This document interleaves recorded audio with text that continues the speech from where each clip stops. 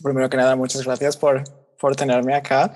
Y sí que la historia LGBT, aunque gente ha escrito, coleccionado y guardado textos y materiales sobre individuos que mantienen relaciones sexuales con gente de su mismo sexo o personas cuya identidad de género no se ajusta a la del sexo que se les asignó al nacer, la historia LGBT, la historia de gente que se identifica como lesbianas, gay, bisexuales o trans, y últimamente also LGBTIQ, también queer, como un campo de estudio, tiene sus orígenes a principios de los años 70, sobre todo en el mundo anglosajón. Los disturbios de Stonewall en 1969 marcaron un hito, y hasta ese momento la política de grupos LGBT se había concentrado en convencer a médicos y a la sociedad en general de que ser gay no era una enfermedad, que era algo normal, y de que la gente LGBT son como los demás. En fin, habían seguido un discurso de respetabilidad que tiene sus orígenes a principios del siglo XX, a finales del siglo XIX. El año 1969 cambia esa dinámica, juntando la demanda por más derechos para homosexuales con otras políticas más radicales que cuestionan el status quo. Al mismo tiempo, historiadores, y la mayoría de ellos sin ninguna afiliación a una universidad, comienzan a interesarse por la historia LGBT, de la que se pensaba que nada existía. La historia de la sexualidad, el libro de Michel Foucault, publicado en 1976, tuvo muchísima influencia e inició debates sobre si la homosexualidad siempre ha existido o si fue inventada en el siglo XIX. Y esos debates continúan de algún modo, pero creo que ya los hemos dejado atrás. Es importante lo que he dicho sobre los historiadores y el hecho de que no están afiliados a universidades. Eso continúa siendo un problema hasta hoy. Hay muy pocas cátedras en el mundo sobre historia LGBT y en países como Alemania, sobre lo que yo estudio, todavía no existe ninguna, de hecho. Aunque forma parte de la universidad de una manera más oficial, no recibe tanto apoyo como otros campos. En fin, el campo LGBT solo tiene unas cuantas décadas, pero se ha transformado radicalmente en paralelo a la historia y la teoría feminista, a la política queer de los años 90, del siglo pasado ya, y más recientemente a una manera más crítica de estudiar cómo la historia de la sexualidad está relacionada con el colonialismo y el racismo. Por supuesto, en los últimos 10 años se ha prestado mucha más atención a la historia de la gente trans. La historia queer debe mucho a la crítica literaria y esta crítica ha avanzado teorías complejas, por ejemplo, cómo entendemos la temporalidad o la teleología, temas muy importantes para la historia en general.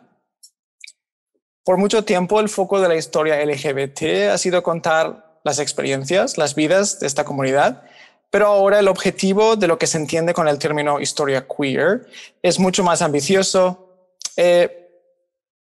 incluye reimaginar la historia en general, interrogando la artificialidad y la normatividad, las normas de ideas y prácticas culturales y sociales que hemos aceptado como algo cierto o natural por mucho tiempo.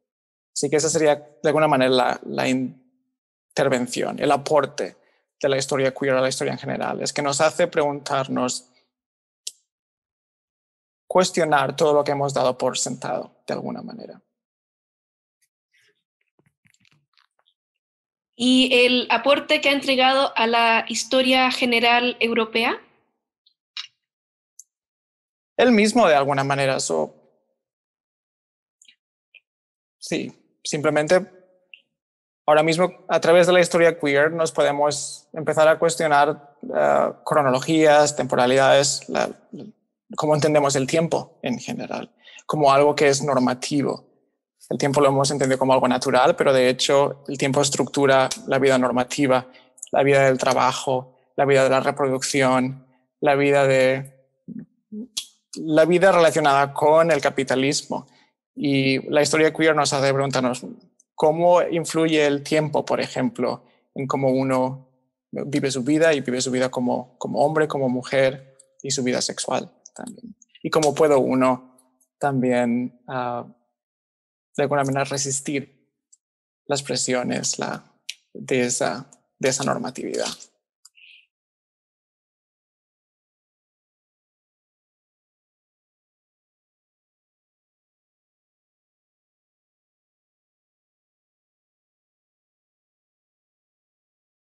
Sí, gracias. De hecho, en mi libro The Seduction of Youth, Print Culture and Homosexual Rights in the Weimar Republic, que apareció el año pasado justo cuando empezó la pandemia, así que todavía no he podido hablar mucho sobre él, así que aprecio este momento.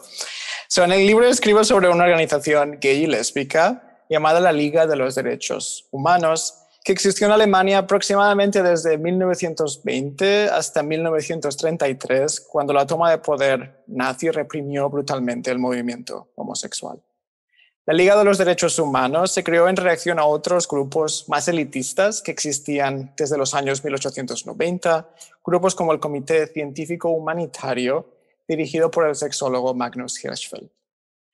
Hirschfeld usó el prestigio con el que la ciencia contaba en Alemania en el siglo XIX, a principios del siglo XX, para defender los derechos homosexuales. Él intentó demostrar con sus investigaciones científicas y además fue un pionero de los estudios queer de alguna manera porque también usó el arte y la literatura para apoyar estos argumentos. Él intentó demostrar que la homosexualidad es natural, que siempre ha existido y no solo entre humanos. Esto es algo que todavía continúa siendo un tema en la investigación y que por eso no debería de ser un crimen. Que la identidad sexual y de género es un derecho humano ya lo intentó explicar el jurista alemán y pionero de los derechos homosexuales Karl-Heinrich Ulrich en el siglo XIX. Empezando en 1860 escribió unos panfletos donde él intentaba explicar cómo la homosexualidad, como él la entendía, como una inversión de género, era algo natural y que por ese hecho debería de ser aceptado y no debería ser un crimen. Él tuvo mucha influencia en Europa hasta principios del siglo XX, pero oficialmente que los derechos sexuales son derechos humanos no llegó a ser parte de este discurso de los derechos humanos hasta mucho más tarde, hasta después de la Segunda Guerra Mundial e incluso hasta los años 90, que es cuando se empiezan a introducir como parte de este discurso de los derechos humanos. Ahora voy a volver un poquito a la Liga de los Derechos Humanos y por qué se llamaba así. No es muy claro por qué deciden llamarse así. Yo creo que intentaban sonar como algo más serio de lo que eran, ¿no? Aunque el nombre de la organización suena muy serio, Liga de los Derechos Humanos, en realidad los objetivos de esta organización eran mucho más modestos y mundanos, de hecho. La organización demandaba que el sexo entre hombres no fuese un delito, que lo era en Alemania, y lo fue, de hecho, hasta 1990. Pero el verdadero éxito de la organización fue crear una comunidad a través de revistas y apoyando negocios dirigidos a la gente LGBT. Y esto es la parte más interesante del grupo para mí. No solo las revistas y el mundo que crearon allí, pero de hecho que había una relación entre la organización y muchísimos negocios en Berlín y en otras ciudades que estaban dirigidos a gays y lesbianas. Y no solo bares o discotecas, como uno podría imaginarse, pero también tiendas de ropa y restaurantes y hoteles y librerías. Así que el resultado de la organización fue una comunidad mucho más popular que las que existían entonces. Hirschfeld, la gente que estaba a su alrededor eran todos médicos, juristas. Esta organización es muchísimo más popular. En realidad la gente son trabajadores, pequeños burgueses, gente de todas las clases, hombres y mujeres.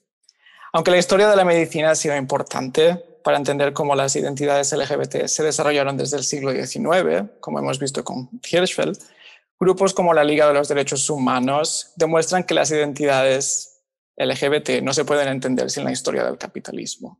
Y esto es importante.